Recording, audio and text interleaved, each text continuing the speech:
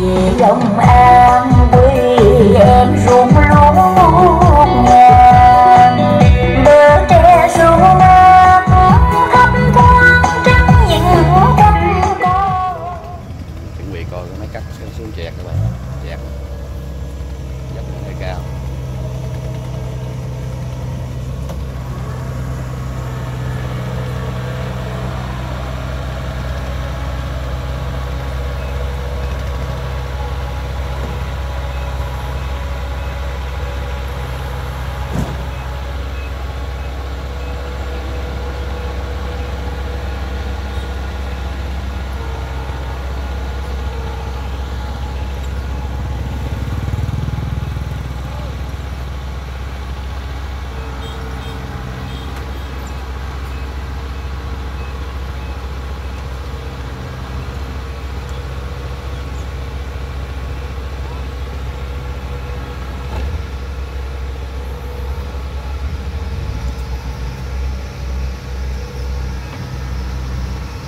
Đang lên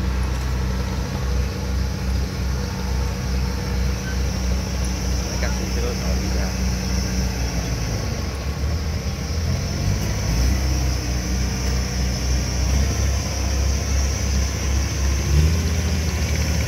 Cao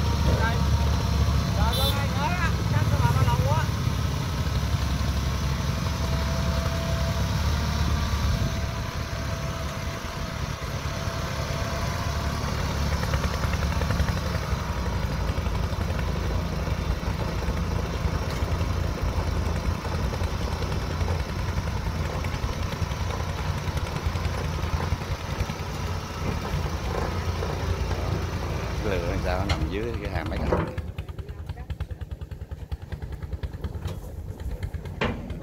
Dốc lót được hàm này rồi xong rồi các bạn, coi cái chẹt con chạy kìa.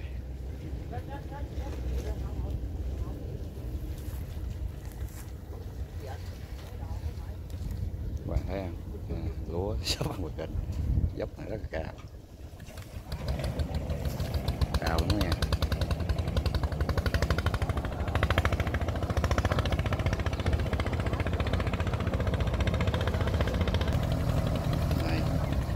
Về ra đi qua Bắc Đông.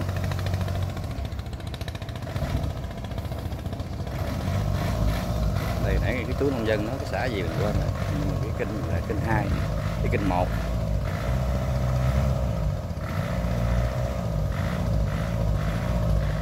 Chắc qua đây là chắc thuộc Tân Thạnh.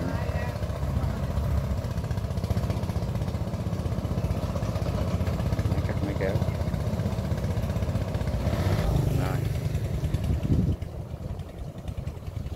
Máy nghe nó máy chạy cái tiếng máy dầu của chạy chẹt rồi.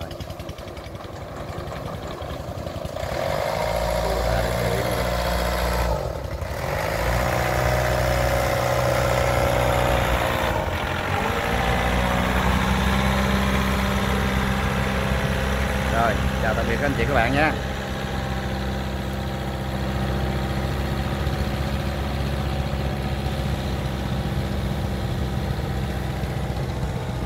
Rồi lát đác.